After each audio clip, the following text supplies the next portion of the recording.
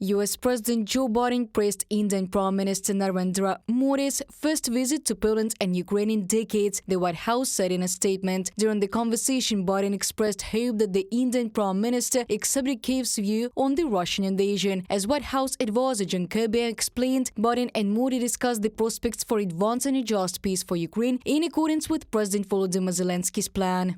We welcome any other country that is willing to come at that discussion. And I won't speak for India and what they are signing on to or not. That's for the Prime Minister and his team to talk to. But we certainly welcome any nation that is willing to be helpful and to start this conversation by ascribing to President Zelensky's just peace proposal and getting his perspectives. John Kirby, White House National Security Communications Advisor, from a statement on the White House website. On August the 23rd, on the day of the national flag of Ukraine, Indian Prime Minister Narendra Modi visited Ukraine for the first time. During the visit, he called on Kyiv and Moscow to hold peace talks. He also noted that New Delhi would provide the Ukrainian side with significant humanitarian aid. During a meeting with Indian media, Volodymyr Zelensky emphasized that India could play a key role in diplomatic influence on the Kremlin. For example, it could host the second peace summit, which is planned to be held in one of the countries of the Global South. According to the president of Ukraine, he shared this idea with Modi. However, the problem is that New Delhi has not yet signed the final statement of the participants of the previous meeting in Switzerland.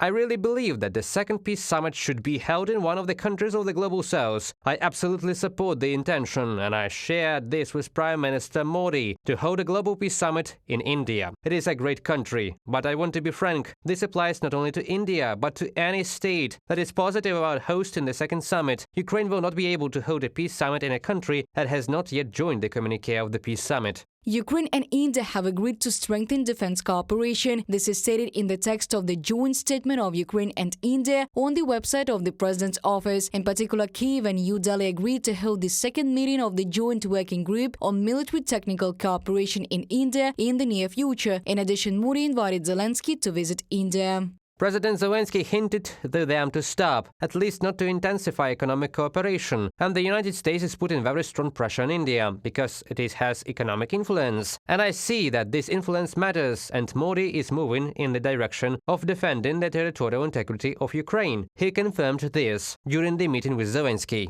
India has repeatedly stated that they are in favor of achieving peace in Ukraine diplomatically. At the same time, India did not join the anti-Russian sanctions yet. After the start of Russia's full-scale war against Ukraine, India became one of the main importers of Russian oil. According to Reuters, in July, India took over first place previously held by China in oil imports from Russia. In an interview with Indian media, Ukrainian President Volodymyr Zelensky called on New Delhi to reduce imports of Russian oil. According to him, India has an influence on the Russian economy, since many export opportunities for Russia are currently closed. Reported by Diana Kolesnik, Христина Домбровська, UATV News.